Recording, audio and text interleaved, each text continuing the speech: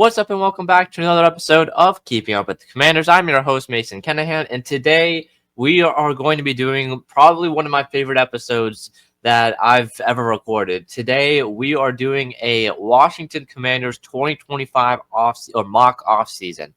So, with that being said, we've got free agency to go over. I'm going to go over some hypothetical signings that Washington signs. We're going to go into some trades I think Washington might make, a 7-round mock draft towards the end of this pod, and then we're going to look at the roster and see how it looks with the signings and the old signings, the new signings, and the draft class that I select here for the Washington Commanders. So, with that being said, let's just jump right into it because I'm excited for this one.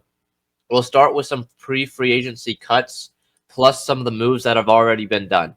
So, of course, the trade for Deebo Samuel, taking on that contract, and so that's taken into account here. And then re-signing Bobby Wagner. That's the big thing. That's the new thing that happened this week. On Friday, the Washington Commanders re-signed Bobby Wagner to a 1-year, $9 million deal, $8 million guaranteed. It's great to have Bobby Wagner back in the lineup for the Washington Commanders because he was a major piece for Washington in terms of their not only the run to the NFC Championship game, but just in rebuilding the culture in general. He's like best buds now with Jane Daniels, which you love to see because a guy who's a Hall of Famer who's been doing it for, I don't know how many years now, 12, 13, probably more than that years. In Bobby Wagner, it's great to see him kind of mentoring Jane Daniels, even though they play two separate positions. You know, the middle linebacker is kind of the quarterback of the defense. And so you've got your two quarterbacks, one on offense, one on defense, kind of talking with each other. It's great to see. So Bobby Wagner being back for another year, it's more than just the on-field stuff. I think it's also the off-field impact that he makes on this team as well. So I'm really happy to see him back. It was most likely going to happen, but it's great to see officially now that Bobby Wagner is back in the burgundy and gold. So great stuff for him. Also, some other cuts that occurred. Jonathan Allen, $16 million in savings with the release, $6 million in dead cap next season for releasing Jonathan Allen. That is probably a move that was going to be made. I was surprised no team jumped in and wanted to trade like a 7th-round pick for Jonathan Allen, but I kind of get it with the contract. He's got a pretty big cap hit next year, I believe over $20 million in cap hit, but now Washington's going to be able to save $16 million off of it, and of course I've taken that into account with free agency and how much cap space Washington will have in this mock free agency that we're about to do. So Jonathan Allen being released was pretty big. I think, 8 years on the team, all since being drafted back in 2017. He was the second longest tenured Washington player, beyond second to Tress Way. So it's a pretty big deal releasing a guy like Jonathan Allen of his caliber. It's been through the ups and downs with him, but it's great to see that even though maybe his play wasn't incredible in 2024, he ended his Washington career with an NFC Championship berth because the amount of bad seasons that guy went through over his time in Washington was insane. He's only made 3 playoffs, I believe. Only made 3 playoffs, which, it's insane. So good to see Jonathan Allen get an opportunity somewhere else. Best of luck to him because I think he's still got some juice in him. He's only 30 years old. I still think he's got some in him. It's just he is not playing up to the number on his contract, and Washington can use that money to get younger and also to bring in some other big-time free agents, which we'll get into in a second. So that was I had it as a potential cut at the time I was doing this rundown, but he actually did get released. And then Percy Butler is going to be my other. Now we're getting into the hypothetical mock offseason because all those moves already happened. I had some of them being potentially going to happen, but those moves did happen. So now we get into the mock offseason, and I'm going to start with a potential cut here of Percy Butler, the safety, former 4th-round pick for the Washington Commanders back in 2022. He's entering the last year of his rookie deal. He would save $3 million if they released Percy Butler. I think in this mock offseason, it would be beneficial for them to do so.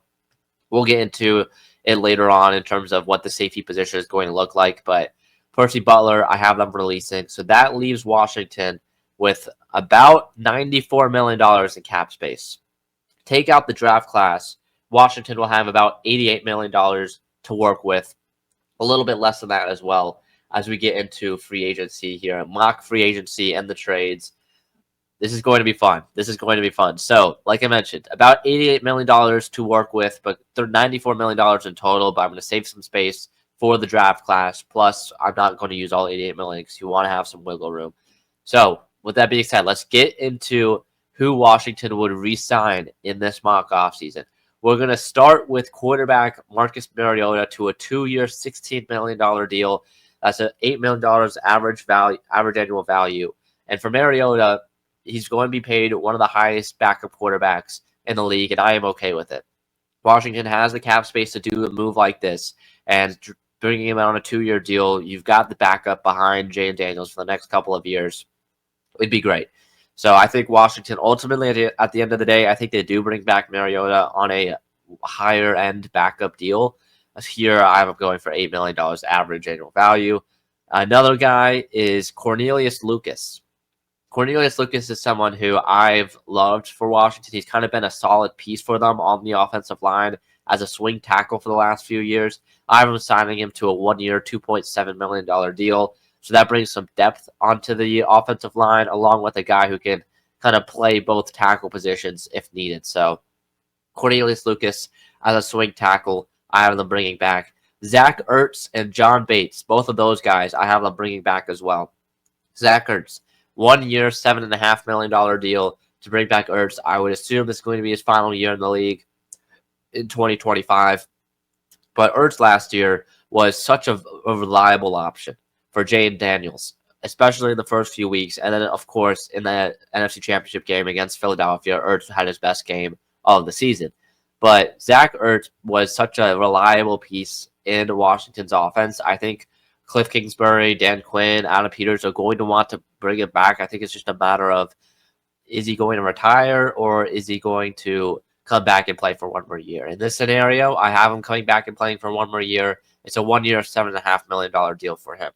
And then for John Bates, the backup tight end, one of the best blocking tight ends in the National Football League, I have him signing him to a 3-year, $14 million deal, $7.5 million signing bonus for him. It's a pretty hefty deal, I would say, for a backup tight end, 3 years, $14 million. But Bates, I think, is worth it. I think you kind of run it back with the same tight end room that you have last offseason, this offseason. Hopefully you get a little bit of a boost from a guy like Ben Sinnott. Staying on the offensive side of the ball here, we've got Noah Brown. I think Washington brings back Brown, someone who was having a pretty solid year as Washington's wide receiver 2/3 before his season finished with a season-ending injury. But Brown is someone I think Washington would love to bring back just because he has the size that most of Washington's receivers in their receiver room currently don't have. And so Brown, a big slot guy, 1-year, $4.5 million deal for him, $1.5 million signing bonus. Moving on to the defense. One more offensive guy, Michael Dieter, offensive center guard. He was a backup for Washington last year. I have him signing him to a minimum contract. A vet minimum contract, which is about $1.3 million for 1 year. So I have Dieter coming back as well. So offensively, Mariota, Zach Ertz, John Bates, Cornelius Lucas, Michael Dieter, Noah Brown are the offensive players I want to bring back for Washington. Moving on to the defensive side of the ball, I think Washington would love to bring back Noah Igbenogany. I have them signing him to a 2-year, $8 million deal. Igbenogany was one of the best slot corners in the National Football League last season. And he kind of went really under the radar among national media, but I was really impressed what he was able to bring to that defense. Plus, kind of down the stretch of the season, especially with some of the injuries that we had, and just some of the bad play that we had in that secondary. He was a reliable piece in the slot. Now, I think there's definitely some more pieces we can bring to the cornerback room, which I'll get to in a little bit. But Noah Igbenogany being back on a cheaper deal, like 2 years, $8 million around that, would be awesome. So I have them bringing back Noah Igbenogany. Clelin Ferrell as well. I have them bringing back on a 1-year, $2 million fully guaranteed deal. I think Ferrell was someone who could be a great depth piece for Washington, someone who can play both inside and outside of the defensive line. I would assume Ferrell comes back for Washington. I think he was a solid piece for them when he was healthy last season, and I would love to see him back on a cheap deal. Again, for most of these guys who are on 1-year deals, it's not going to be that expensive to bring him back on just another 1-year deal. So they'll maybe have to test the open market, but I expect some of these guys to come back to Washington, like a Cornelius Lucas, like a Clelin Ferrell as well. So Though those are some of the defensive players. Another one, Sheldon Day, I have them signing him to a minimum contract. And I believe that was Nick Bellore, actually, a linebacker special teamer for Washington, one of the best. I mean, in my opinion, one of the best special teamers in the league last season. He was, I believe, top 5 in tackles, special teams tackles last year. It was awesome to see what he could do. He was signed late in the summer, I believe, is when they brought him in, and he had that connection, of course, with Washington Commander special teams coordinator Larry Izzo when they were in Seattle. Bellore was a great special teams piece for them. I think they bring him back on a minimum deal as well. So those are the defensive guys. And then I cannot forget about the people's punter, Tress Way, bringing him back on a 2-year, $8 million deal, $3.5 million signing bonus for the people's punter. I would not expect that guy to leave at all. I expect him to spend his entire career in Washington, especially now because the guy, I mean, some games, he's not even getting in any work. So, but it was an up year for Tress Way, especially after some kind of mediocre years in the last few. It was a little bit of an above average year for Tress Way last year, so I'd love to bring it back on a multi-year deal to kind of round out his career, which would be awesome. So those are the players I would re-sign. The biggest one that I'm not re-signing, well, among the names are Dante Fowler. All right, that's probably one of the bigger names I'm not re-signing, but also Jeremy Chin. I'm going to let Jeremy Chin walk. I think Chin is going to get upwards of a $30-40 million contract, and I'd rather spend that money on someone else who I'll get to in a second. So those Chin and Fowler are kind of the two defensive pieces that I'm going to be letting walk in the offseason, just because I feel like there are some ways that Washington will be able to replace Chin. I know it's kind of risky releasing Percy Butler and then also not bringing back Jeremy Chin. You lose 2 safety pieces, but I have a plan for that. So with that being said, let's get into the fun stuff. That was just everyone that I'm going to re-sign. That was just former Washington players I'm going to re-sign. Now let's get into some of the fun things. Who are the new faces coming to Washington in this mock offseason? We're going to start with a bang. If you're watching the YouTube version, you already see him in the corner here on this graphic. But Charvarius Ward, we're going to bring in on a 3-year, $50 million contract, $22 million signing bonus for Ward. Again, some of these contract numbers I'm basing off of SpotRec, which has the market. They have their own market value system of what some of these guys are going to get. So 3 years, $50 million, I believe, is a little bit more than what market value is for Charvarius Ward.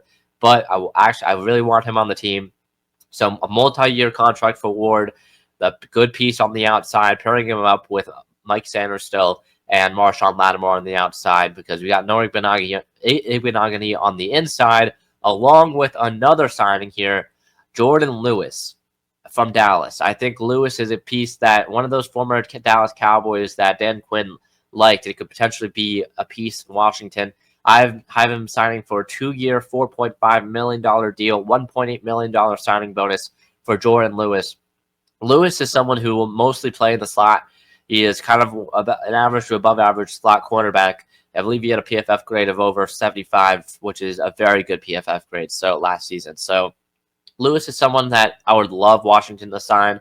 Even if they don't bring back Noah Igbinoghene, I think it would be more important for Jordan Lewis to come to Washington. But pairing him up with Noah Igbinoghene in the slot, it kind of gives some more flexibility. Plus, it's a pretty cheap deal for Washington. So I would love to have Lewis and Ward, both of those guys, kind of rounding out this cornerback room, which now has Marshawn Lattimore, Charvarius Ward, Mike Sanders still. In this scenario, I would think I would keep Mike Sanders still on the outside. I mean, I know he's pretty good in the slot, but what he showed last season on the outside as an outside corner was very impressive. And so I would love to have Mike Sanders still stay on the outside, if that means a guy like Noah Igbinoghene or Jordan Lewis would come in and play slot for Washington. So I think that would be one of the better quarterback rooms in the league. There would still be some question marks about Charvarius Ward's availability. He had an injury last year, we put him out for most of the season, and then for a good portion of the season. And then also Marshawn Lattimore, of course, down the stretch was not wonderful for Washington, but there's some question marks there as well. So Ward, Lattimore, Sanders, Lewis, and Igbinoghene are your 5 corners. Then staying on the defensive side of the ball, we're going to go to the front 4. I have Washington signing DeMarcus Lawrence to a 2-year, $24 million deal, $8 million signing bonus. Now, this is a pretty hefty deal for for someone who missed the majority of 2024. But Lawrence can come in and be an edge rusher and be a piece that can complement someone else that we may get to in a second, but someone who I think Washington could definitely snag, similar to Lewis in terms of being a former Dallas Cowboy. I think Dan Quinn would love to bring in a guy like DeMarcus Lawrence and kind of start reeling in some of his former Cowboys because, I mean, before he brought in a guy like Dante Fowler, and Fowler had a breakout year in the middle of the year in terms of a pass rusher. So I would love to see a guy like DeMarcus Lawrence here. I know 2 years, $24 million sounds like a lot for him, but I think that might be what it has to take to get it done. So Lawrence, and then rounding out the defensive side of the ball, Poona Ford, the defensive tackle. I believe he was on the Chargers last season. A 1 year, $6.6 million deal, $2.5 million signing bonus. You lose Jonathan Allen, you're going to need someone that can stop the run. And Poona Ford, in my opinion, can stop the run. So bringing Poona Ford into that kind of defensive tackle position, you got Johnny Newton, you've got Deron Payne, you've got Poona Ford as well, and then Sheldon Day, who you're signing on a minimum, who actually had a pretty solid year towards the end of 2024, and then Cleveland Farrell, who can play both inside and outside. I think this is a solid run-stopping unit that will definitely be better than the worst in the league, which it was last season. So I would love to have Poona Ford in Washington just because he's a solid run stopper, and that is exactly what Washington needs. So Poona Ford is Washington Commander in this mock offseason. Now, moving on to the offensive side of the ball, what weapons are we bringing in for Jaden Daniels? We're going to start with DeMarcus Robinson on a 1 year, $3 million deal, $1.1 million signing bonus for DeMarcus Robinson. And I mean, you look at Robinson, right? Someone who can stretch the field vertically. And that is, I think, something Washington needs because one of the free agents that I did let walk was De'Ami Brown. And De'Ami Brown was someone who could stretch the field vertically. So you're going to need someone to replace him. And I know you have Terry McLaurin and all that, but you're going to need someone that will replace De'Ami Brown. And I think DeMarcus Robinson will be a guy that can do that. So DeMarcus Robinson, former Super Bowl champion, I believe, DeMarcus Robinson. So I have DeMarcus Robinson signing with the Commanders on a cheap deal. And then the other offensive guy I want is someone who can protect Jaden Daniels. And, you know, sometimes you got to have a reunion. And Brandon Scherff, I would love to have on the Washington Commanders. A 1 year, $6.8 million deal, $6 million signing bonus, so most of it guaranteed for Brandon Scherff to come back to Washington and be the starting right guard week 1. Because I would assume Sam Cosmi is not going to be ready for the start of the season just because of when he tore his ACL and kind of the recovery process. It sounds like he won't be ready for the beginning of the season. I would assume Washington is going to be needing to replace Cosmi for a good portion of the season, and Brandon Scherff, not only will he be a starter to begin the year, but again, offensive line injuries are very common, and Washington last year was, for the most part, very healthy. And then towards the end, they got a little rough, but for the most part for Washington, they were very healthy on the offensive line. But you know that's not going to happen. So Brandon Scherff coming in and being a good depth piece, not only as a depth piece, but also someone who's going to start in replacement of Sam Cosmi to begin the season. I would love to have Scherff in Washington because, again, I know he was on it before from a first-round pick for the Commanders back in 2015, I believe.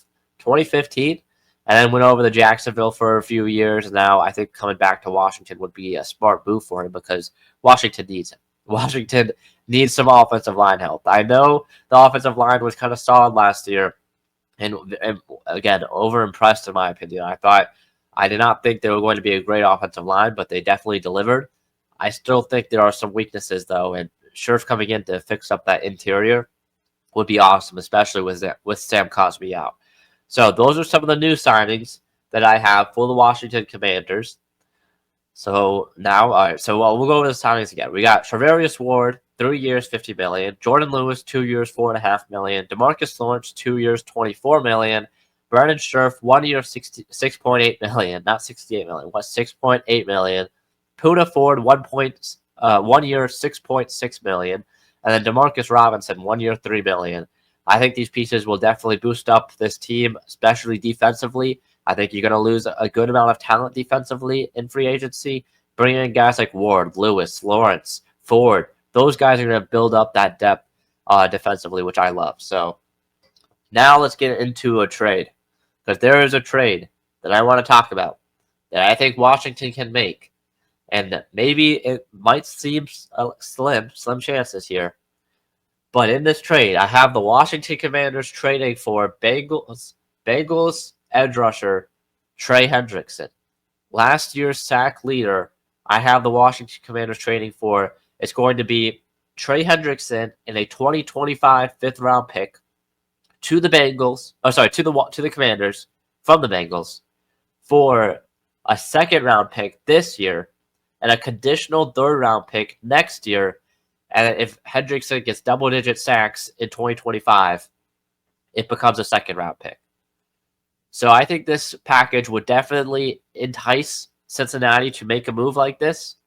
I think it's a solid package for a guy like Trey Hendrickson.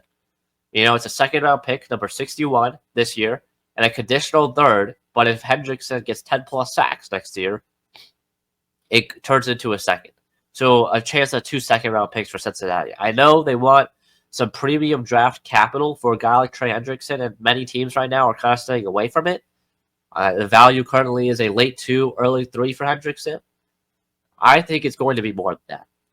Plus, of course, Washington will get a fifth-round pick, so it kind of balances things out a little bit, but not, a little bit, but not entirely.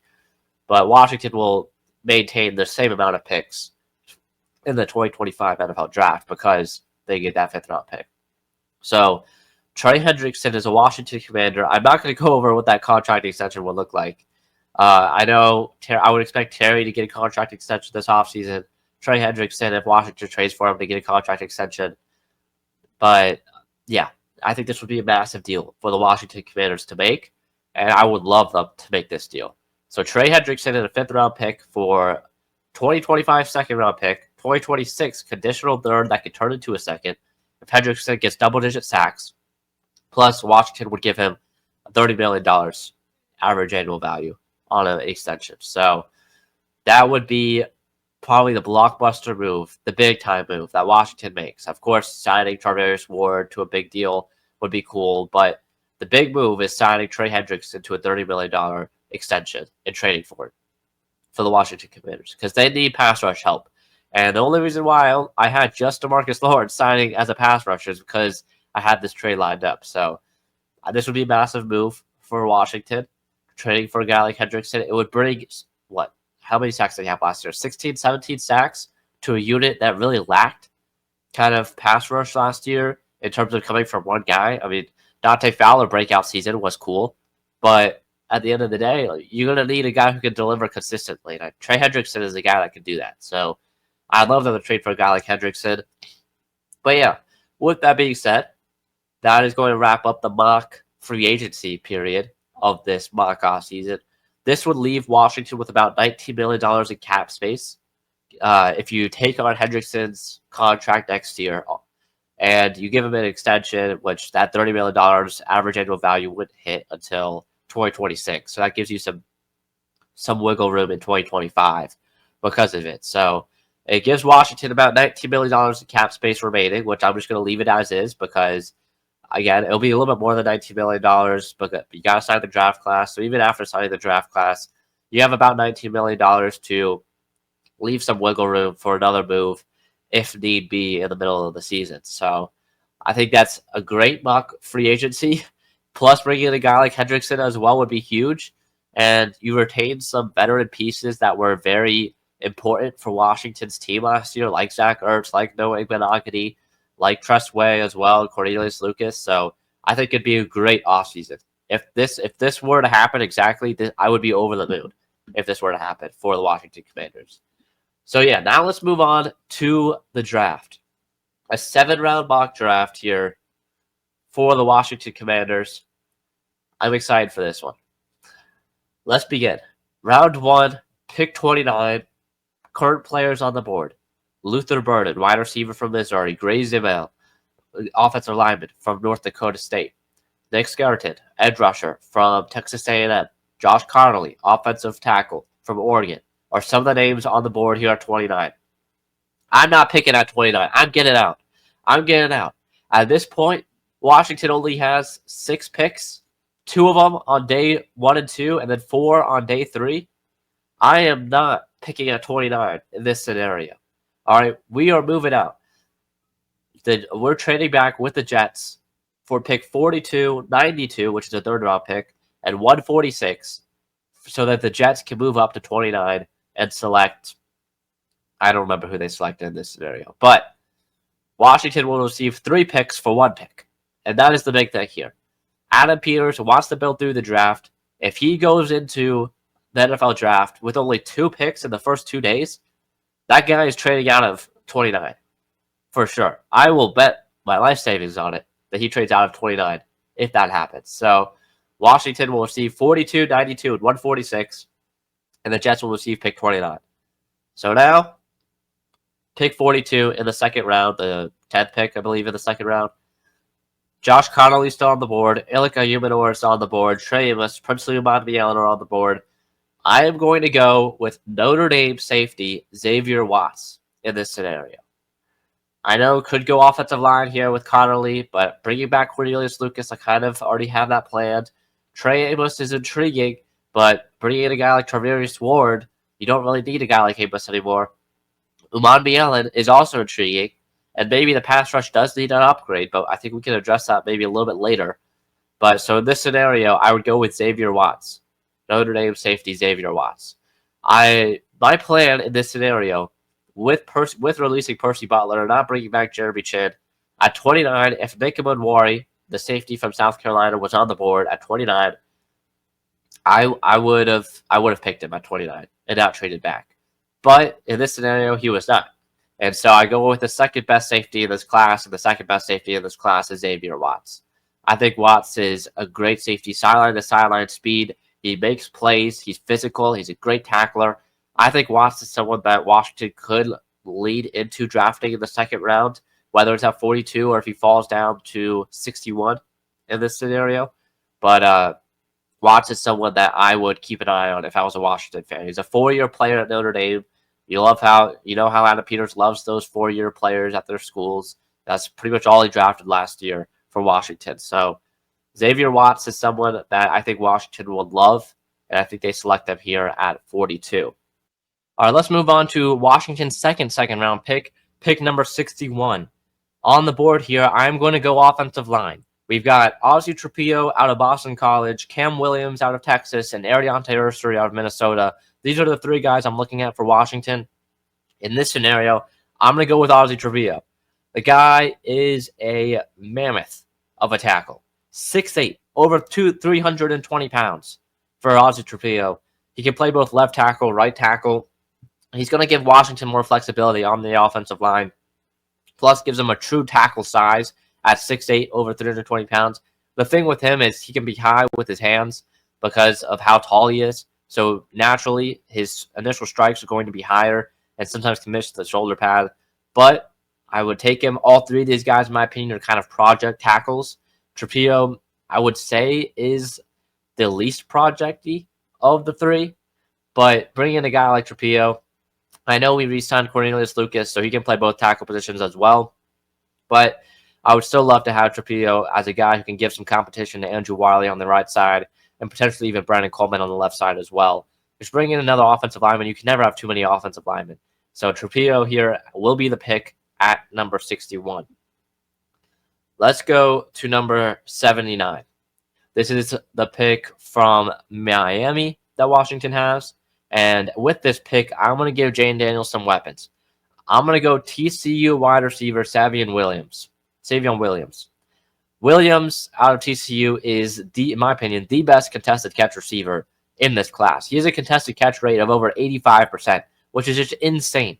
Insane that he comes down with 85%, more than 85% of his contested catch throws. So I would love to bring in a guy like Williams, someone who can go up and make those plays, bring size as well to a skill group that definitely needs it. You kind of mentioned earlier with Noah Brown, bringing back Noah Brown, you get some size there. Bringing a guy like Williams as well, you'll also get some size in him as well. So Williams is who I'm going to go with here at 79. Moving on to Washington's second third-round pick number 92. This is the one that they got in the trade with the Jets. So this is the Jets pick here at 92. I'm going to go with West Virginia offensive tackle / guard Wyatt Milam. I would project Milam to be a guard in this league, and he also adds depth. I think Milam is one of the better offensive lineman prospects in this class. Definitely performed well, in my opinion, at the Senior Bowl. But he kind of adds depth to a position where I am very concerned for Washington at the guard spot. As you can see, not only did I add Brendan Scherf, but I'm going to add Wyatt Milam as well, because I am concerned about Washington at the guard position, and more specifically the right guard position, just because Sam Cosmi is out for I don't know how long. Sam Cosmi, your best offensive lineman, out with a torn ACL. You're going to need someone to step up, and I'd rather have a surplus of offensive linemen on this team rather than realizing there is no depth at all. So Wyatt Milam here in the third round will be the pick. I'm not sure if he's going to be here all the way at 92 when we get to draft night, but if he is at 92, I would love this pick for the Washington Commanders. So that is the pick here at 92. Now, I am going to trade up in the fourth round to pick 115 from pick 146. So 146 was in the fifth round. I am going to trade up with the Miami Dolphins. I'm going to send them 146, 206, and a 2025 fifth round pick via Cincinnati. That is the draft pick 2026.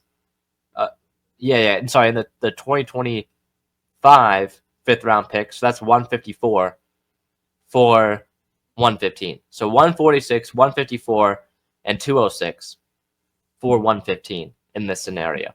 So it's kind of a package. 3 picks for 1 here. This is not the Adam Peters move, right? But we already got 4 round 5, 6, 7 picks. That's a lot. We don't need that many. And so I'd rather trade up here to get a playmaker on offense. And that playmaker is Texas running back Jaden Blue. Jaden Blue is going to add electricity to this running back room that really lacked it last year. This was a running back duo that had a lot of power. Brian Robinson, is more of a power back in between the tackles. Austin Eckler, more of a receiving back. Jaden Blue is going to bring that speed that neither one of them had last season. Jaden Blue is someone that I love, and Washington needs to get younger at the position. Austin Eckler, this is the final year of his deal. He is, I don't know how old he is, 28, 29. Brian Robinson's, I think, 25, 26 now. Washington needs to get younger at the position, and bringing a guy like Jaden Blue, a speedster, is something that Washington needs. If Blue can break off a couple of 20-yarders, that is better than anything that Brian Robinson did last year. So I would love to bring in a guy like Jaden Blue because, again, he's got that breakaway speed that neither of our running backs currently have. So Blue would be the pick here in the fourth round. And then Washington has 2 seventh-round picks, pick number 238 and pick number 250. At 238, I'm going with Florida defensive tackle Cam Jackson. Jackson's going to add some run support. Again, I mentioned the defensive line last year. Not good. No bueno at run stop last year. Cam Jackson, he's going to add some run support for Washington. I'm hoping that I could have gotten a good run-stopping defensive tackle sooner. I was looking at maybe a guy who could have some more pass rush influence as well, like a guy like Omar Norman Lott in the third round out of Tennessee or second round. But here, Cam Jackson I'm not mad about him. In the seventh round, Cam Jackson, in my opinion, is kind of like a fourth, fifth round guy. Getting him here in the seventh would be great for Washington. So bringing in a guy like Cam Jackson would be great. And then at pick 250, UCF cornerback / safety, BJ Adams. He's very tall. I believe he's 6'3", big secondary piece for Washington. He's kind of got that positional versatility, outside corner versus safety. I think he's more of a safety. See if he can play mainly safety in the league. But yeah, BJ Adams is someone that I love, and I think would be someone that Washington could keep an eye on late into day 3, maybe even an undrafted free agent if he were to fall out of the draft. So those are the guys that I'm looking at here as some day 3 picks, which makes our draft class look like this. Trade out of 29 for 42, 92, and 146.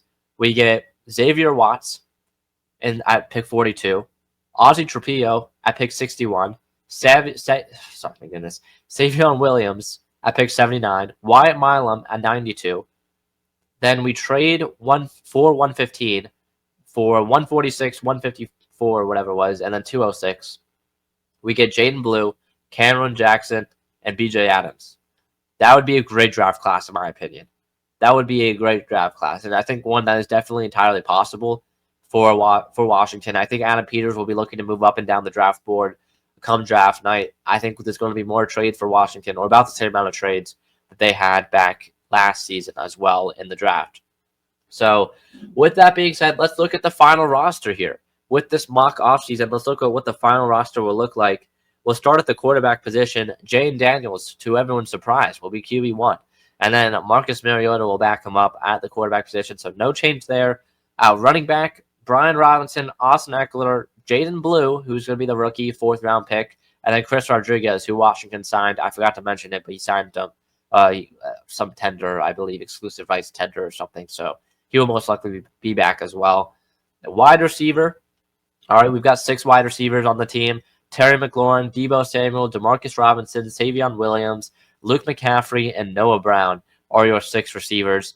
That is a solid receiver room, in my opinion, especially if a guy like Luke McCaffrey or Savion Williams can break out and put up about 500 yards or so. That is all good with me. That is a great receiver room. That's something that Jane Daniels can work with. A receiver room that's definitely an upgrade from last season, but something that I'm looking forward to. So, a tight end now, nothing changed there. Zach Ertz, John Bates, Ben Sinnott. Left tackle, Brandon Coleman and Cornelius Lucas will back him up. Left guard, Nick Allegretti with Michael Dieter backing him up. Center, Tyler Biadasz, Michael Dieter as well in there. Right guard, Sam Cosmi, when he's healthy, will be the starter. But then we've got Brandon Scherf and Wyatt Milam, the rookie, in there as well. So I love that depth, in my opinion. I love that depth. And it kind of helps out as well in terms of left guard. Wyatt Milam can move over to left guard as well. Maybe you can teach him both left guard, right guard. It isn't that hard. So that is something that I love. And then at right tackle, Andrew Wiley back at right tackle with Ozzie Trapillo backing them up. So I think this is a solid offensive line. It adds some young depth to a unit that didn't really have it last season. So I would love it. Wyatt Milam, Ozzie Trapillo, 2 guys that I love in the draft. Moving on to the defense now. We'll start with the defensive ends. Trey Hendrickson, DeMarcus Lawrence, Cleveland Farrell, and Javonte Jean-Baptiste are your defensive ends. And then defensive tackles, Daron Payne, Johnny Newton, Poona Ford, Sheldon Day, and then Cam Jackson, the rookie. So that is perfectly fine with me. I mean, Trey Hendrickson, DeMarcus Lawrence, Cleveland Farrell, Javonte Jean-Baptiste, that's a solid pass rushing core. And then at defensive tackle, Daron Payne, Johnny Newton, Poona Ford, Sheldon Day, Cam Jackson. That's perfectly fine with me as well. So moving on to linebacker now. No change here. Bobby Wagner, Frankie Louvu, Jordan McGee, Nick Ballore. And then cornerback is where I already mentioned it, but the things probably changed the most. Marshawn Lattimore, Charvarius Ward, Mike Sanderstill, Jordan Lewis, Noah Igbenogany at corner. And then safety position, this is a little interesting. 2 rookies at the safety position. We've got Xavier Watts starting, Quan Martin, Jeremy Reeves, and BJ Adams as well. Dom Hampton maybe will be somewhere on the linebacker safety spot somewhere, maybe, but I don't really see it right now. So that is what Washington's roster will be looking like in this mock offseason. That, in my opinion, is a championship contending roster, something that has young talent while also bringing in some impact players like Trey Hendrickson and like Brandon Scherf that are going to be able to make an impact immediately for Washington. So that'll be it for this week's episode of Keeping Up with the Commanders. I will be live on Monday. This episode's coming in on a Sunday. I know, a day early, but I will be live tomorrow breaking down free agency. I'll probably be live around 2 o'clock, 3 o'clock for about an hour or so. So tune in here on the Keeping Up with the Commanders YouTube channel. If you're listening to this on Spotify, Apple Music, or podcast, or whatever it is, I will be live on the Keeping Up with the Commanders YouTube channel and also on my Twitter at Mason_Kenahan as well. So with that being said, thank you all for watching or listening to this week's episode of Keeping Up with the Commanders. See you guys in the next one. Peace.